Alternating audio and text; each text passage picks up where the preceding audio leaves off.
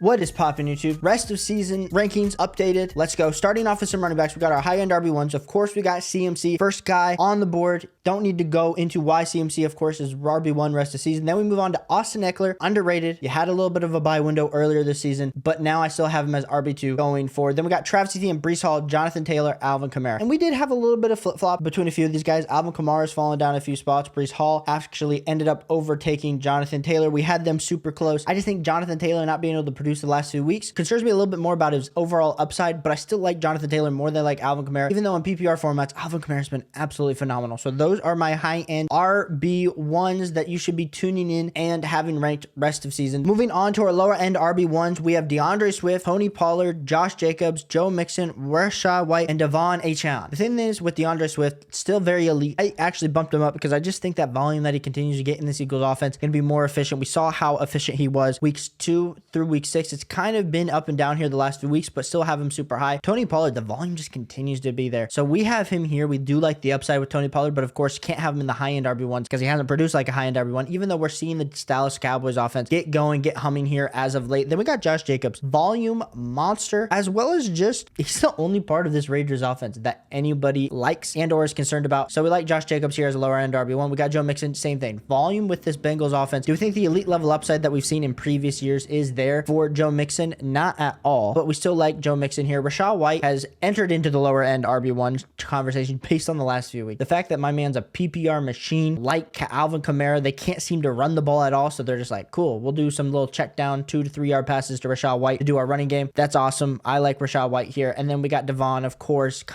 seeing that league winning, wrecking speed when he overtook Raheem Mostert pretty much in week 1 and then also in week 2. But we haven't been able to see him ever since that knee injury. So we're excited to get him back in your lineup. So if you've held on to him and or bought low, this is going to be great for Devon being a lower end RB1. Then we move on to our high end RB2s. We got Saquon Barkley, David Montgomery, Raheem Mostert, Derrick Henry, Aaron Jones, Kenneth Walker. Now we did make some changes, of course, this week compared to last week. So Saquon Barkley still at the beginning of this high end RB2. Really for me, it should just still be the volume that Saquon Barkley is providing. We understand that he maybe doesn't have the touchdown upside, but with the lack of quarterback play, he still has PPR upside. Do we think he has ultimate upside, which you were hoping he would have earlier this season? No, but that's okay. David Montgomery, still those splits between him and Jahmyr Gibbs. We're going to get a good glimpse of what that's going to look like this week. And David Montgomery, maybe when we make this video next week, he sneaks back into a lower end RB1 for us. It's too much for us to say if Jahmyr Gibbs is going to be eating a little bit into that workload, which we assume is going to happen, to have David Montgomery here in our high end RB2s. Same thing with Raheem. I mean, we got 2 of these guys that have produced pretty great when it's just been them. But as we saw them both start to have to split the backfield, I think those are some question marks that are arising. Derrick Henry with Will Levis, we still love him. It just feels like his age and his upside's a little bit capped. We haven't been seeing that same touchdown upside on a week-to-week basis. When he does score, it's great, but when he doesn't, it still leaves us a lot to be desired. But his PPR points this season have been really good. Aaron Jones up next. Aaron Jones and Kenneth Walker both have been disappointing in the season so far. Aaron Jones mostly because of injury. Kenneth Walker just due to volume. We have them both here as high-end RB2s. Hopefully you were able to trade or flip one of these guys. Maybe Kenneth Walker, you can make the argument that maybe he should be a little bit ahead. But honestly, if I'm building out my roster for the rest of the season, the Seattle Seahawks offense has been struggling. So I do prefer Derrick Henry and Aaron Jones over Kenneth Walker. Moving into our low-end RB2s. Bijan Robinson, Jahmyr Gibbs, James Conner, Ramondre Stevenson, Javonte, Alexander Madison. Bijan, how the mighty have fallen. Yes, I'm still in on Bijan. I think Bijan is still a great player to go trade for. Honestly, if you were to put my arm behind my back and say, hey, I'll give you Aaron Jones or Bijan Robinson, if my team was built well enough that I could sacrifice some of that RB depth, get a high shot like Bijan Robinson, give me that. But I have him as a low-end RB2. I don't want to give any false pretense because we haven't seen him get back into that lower-end RB1, high-end RB2 category here in recent weeks. So we'll have Bijan Robinson here. Then we got Jahmyr Gibbs, James Conner coming off of injury. Jahmyr Gibbs with the splits with David Montgomery will be interesting to see. Did like him when he was an absolute bell cow. If it was just him, he would probably be a high-end RB1. But since him and David Montgomery are splitting the backfield, still too early to tell. We like James Conner coming off of injury. We like him with Kyler Murray and that volume. Then we got Ramondre Stevenson, Javonte Williams, Alexander Madison. All these guys is really just a volume play. Each and every week they could have a pretty good day, like Alexander Madison had a really good day last week. Javonte Williams had some pretty good weeks here recently. So I like these running backs here. Moving on to our flex RBs, we got James Conner, Chuba Hubbard, Gus Edwards, Jerome Ford, Brian Robinson, and Najee Harris. We don't really need to dive into those guys any longer. Let's move on to our wide receivers. So we got our elite wide receiver ones. We got Tyreek Hill, Jamar Chase, AJ Brown, Stephon Diggs. Elite production. Then we move on to our solid wide receiver ones. And we got Amon-Ra St. Brown, Keenan Allen, CeeDee Lamb, Justin Jefferson, Cooper Kupp, Puka Nacua, Brandon Ayuk, and Jalen Waddle. If you tuned into this rest of season video last week, you would have known that Justin Jefferson for us was a high-end wide receiver too. Now looking like Justin Jefferson's going to be coming back, not this week, but next week, makes us really excited about Justin Jefferson. So of course, I have him a solid wide receiver one. Cooper Kupp, we don't know when Matthew Stafford's going to be coming back. It seems like Justin Jefferson probably is going to come back before Matthew Stafford. I put, of course, Justin Jefferson ahead of Cooper Kupp, ahead of Puka Nacua. I think there could have been arguments to be made that Cooper Kupp should still be ahead of them. But I just couldn't do it knowing that Justin Jefferson's on the brink of coming back. Then we move on to our high-end wide receiver twos. We still have Chris Olave leading off the tier, but then Devontae Adams has kind of flipped with Justin Jefferson here in our high-end wide receiver two tier.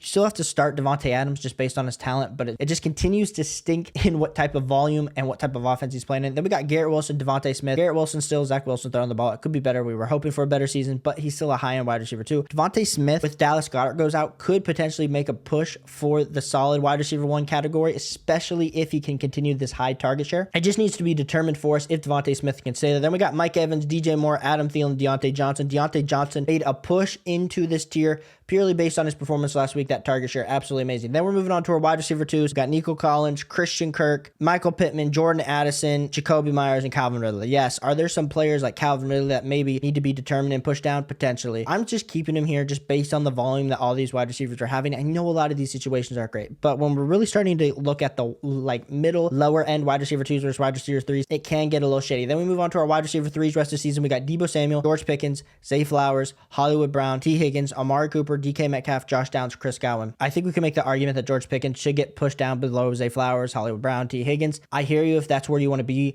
in this tier. I just think all these guys together, kind of just pick your poison on who you prefer here in the wide receiver three spot. Then we move on to our flex spots, and we got DeAndre Hopkins, Rashee Rice, Terry McLaurin, Drake London, Tank Dell, Christian Watson, and JSN, and Gabe Davis. Are there other wide receivers that we could potentially add into this bottom tier? Sure.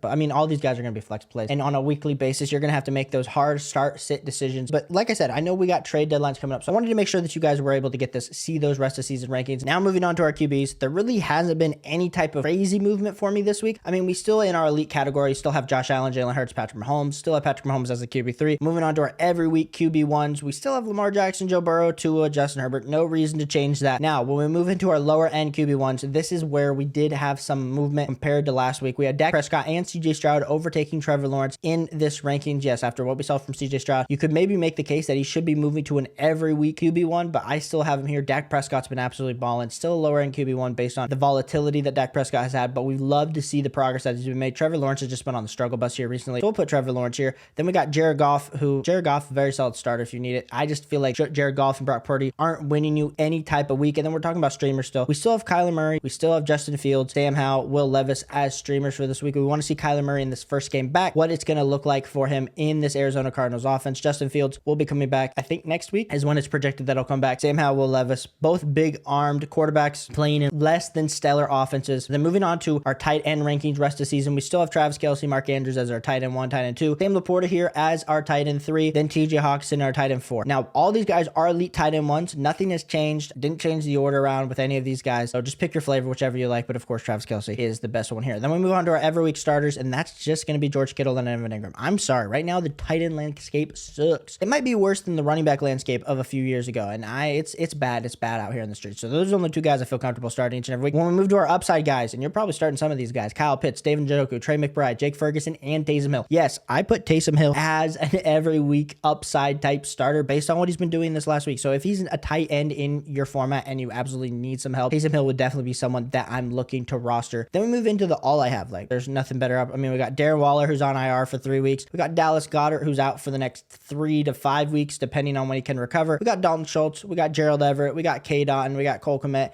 and we got Hunter Henry. I would love to add more tight ends. Maybe Chig should have made this list, but it's just hard for me to really tell you in good faith. Yeah, go start Chig Okonkwo this week. It's really going to help you out. But I appreciate everyone for tuning in, checking out these rest of season rankings. Hit that like button, hit that subscribe button if you haven't already, and I'll catch you on the next one. Peace.